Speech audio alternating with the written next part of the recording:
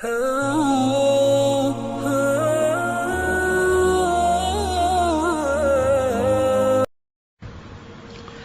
ایک دعا ہے، 10 کلمات ہیں، چھوٹے چھوٹے 10 چھوٹے چھوٹے جملے ہیں. یہ کہا ہے کہنے والوں نے کہ جو شخص ان 10 کلمات کے ذریعے اللہ تعالیٰ سے دعا مانگنے کا معمول بنا لے گا، اس سے اللہ تعالیٰ تمام بلاؤں سے محفوظ رکھیں گے اور اللہ تعالیٰ اس کے دل کو چین و سکون عطا فرمائے. مناجات مقبول میں یہ دعا لکھی ہوئی ہے. دعائیں جو حضرات اس وقت نہ لکھ سکیں وہ مناجات مقبول خریدیں اور اس میں وہ روزانہ ایک منزل دعا پڑھنے کا معمول بنائیں. جب ایک منزل وہ آئے گی جس میں یہ دعا ہوگی تو اس میں بھی شامل ہو، اور وہ لوگ جو اور آگے بڑھنا چاہیں وہ ہر نماز کے بعد ان 10 کلمات کے ذریعے اللہ سے دعا مانگنے کا معمول بنا لیں.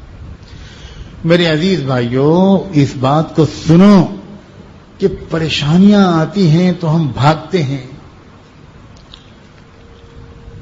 یہ پریشانیاں جو آتی ہیں یہ آتی ہی اس لیے ہیں اکثر کہ اللہ تعالیٰ ان پریشانیوں کو بھیج کر ہم کو اپنی طرف کھینچنا چاہتے ہیں،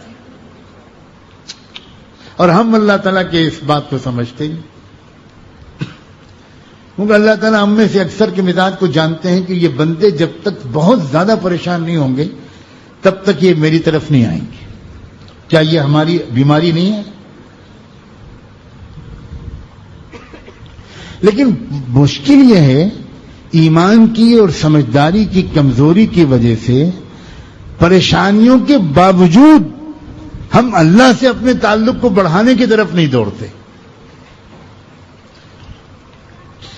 ہمارا ذہنی اس طرف نہیں جاتا. یقیناً میرے ایمان میں کمزوری ہے، میرے اعمال کی خرابی ہے جس کی وجہ سے یہ پریشانیاں آئی ہیں. تو میں اب توبہ کروں، گناہوں کی زندگی چھوڑوں، غفلت کی زندگی چھوڑوں، اللہ سے اپنے تعلق کو بڑھاؤں، ہر شعبے زندگی میں ایک اچھا انسان، اچھا ایمان والا بنوں اور اللہ کو راضی کروں، مناؤں، معافی مانگوں، دعائیں مانگوں، میری پریشانیاں دور ہو جائیں.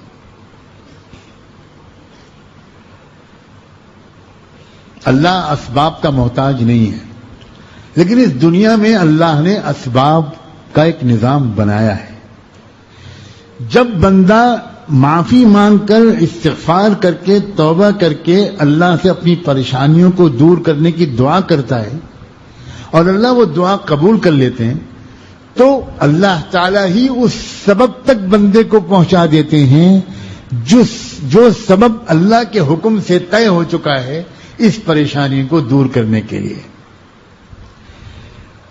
جب جس سبب تک اللہ پہنچاتے ہیں اس کا نتیجہ ضرور نکلتا ہے، اور جس سبب تک اللہ نہیں پہنچاتے بندہ خود دوڑ بھاگ کرتا ہے اور وہ سبب اللہ تعالیٰ کی طرف سے چنا ہوا نہیں ہوتا، اس سے کامیابی نہیں ملتی.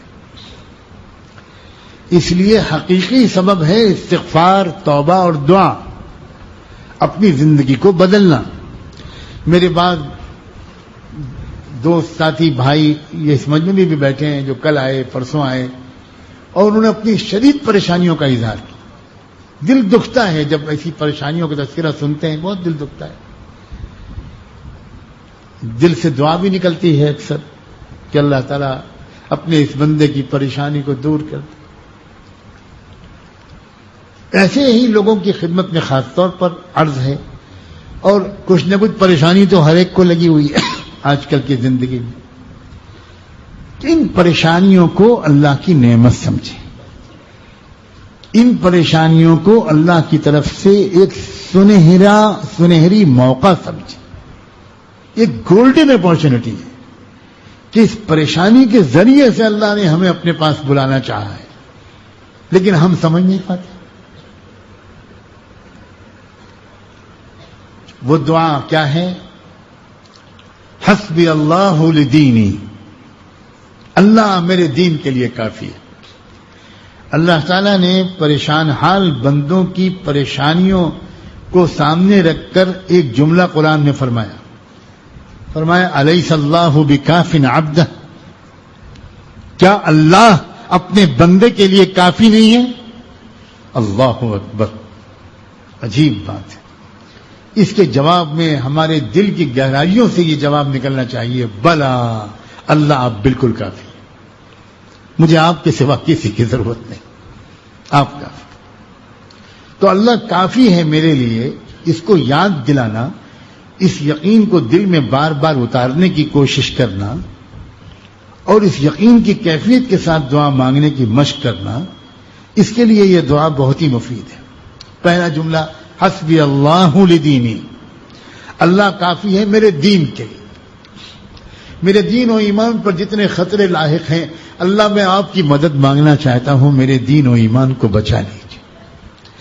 دوسرا جملہ ہے حسبی اللہ لدنیا، اللہ کافی ہے میری پوری دنیا کے لیے، میری دنیاوی جتنے مسائل ہیں، روزی کا مسئلہ ہو، صحت کا، بیماری کا مسئلہ ہو، گھریلو کوئی الجھن ہو، حسبی اللہ لدنیا، حسبی اللہ لما اہمنی، حسبی اللہ لما اہمنی، یہ ہے دوسرا جملہ، دنیا یہ نہیں ہے، حسبی اللہ لما اہمنی، اللہ کافی ہے ہر اس مسئلے کے لیے جس کی فکر میرے دل و دماغ پر سوار ہے، جو مجھے الجھائے رہتی ہے، جس فکر میں پریشان رہتا ہوں، اللہ اس مسئلے کے حل کے لیے بھی بالکل کافی ہے۔ حسبی اللہ لمن بغى علی، اور اللہ کافی ہے ہر اس شخص کے لیے جو میرے ساتھ کوئی زیادتی کرے، ظلم کرے۔ چوتھا جملہ حسبی اللہ لمن حسدنی، اللہ کافی ہے ہر اس شخص کے لیے جو مجھ سے حسد کرے۔ پانچواں جملہ ہے حسبی اللہ لمن کادنی بسوء، اللہ کافی ہے ہر اس شخص کے لیے جو کوئی بری سازش میرے خلاف کرے، اللہ کافی ہے، نمٹ لے گا اللہ مجھے بچا لے گا، حفاظت میں لے لے گا۔ چھٹا ہے حسبی اللہ عند الموت، اللہ کافی ہے میرے لیے میری موت کے وقت۔ 5 جملے ہیں دنیاوی زندگی کے اور 5 جملے ہیں آخرت کی زندگی، بالکل برابر۔ آخرت کا تذکرہ شروع ہوتا ہے 6 جملے سے، حسبی اللہ عند الموت، اللہ کافی ہے موت کے وقت کہ میری موت آسانی سے ہو جائے، ایمان پر ہو جائے، اللہ کافی ہے۔ 7واں جملہ ہے حسبی اللہ عند المسألة فی القبر، اللہ کافی ہے قبر میں جب سوال جواب ہوگا، اللہ کافی ہے میری مدد کر دے گا، میں پاس ہو جاؤں گا، میں کامیاب ہو جاؤں گا۔ 8واں جملہ ہے حسبی اللہ عند المیزان، اور اللہ کافی ہے اس وقت جب میرے اعمال تولے جائیں گے، اللہ کافی ہے، اللہ کافی ہے۔ اور 9واں جملہ ہے حسبی اللہ عند الصراط، اور اللہ کافی ہے پل صراط کے اوپر سے جب میں گزارا جاؤں گا، اللہ کافی ہے، اللہ مجھے سہارا دے دے گا، مجھے گرنے سے بچا لے گا۔ 10واں جملہ ہے حسبی اللہ لا الہ الا ہو علیہ توکلت الیہ انیب، اللہ کافی ہے میرے لیے، اللہ کافی ہے، کوئی نہیں ہے اللہ کے سوا معبود، کوئی نہیں ہے، لا الہ الا اللہ علیہ توکلت والیہ انیب۔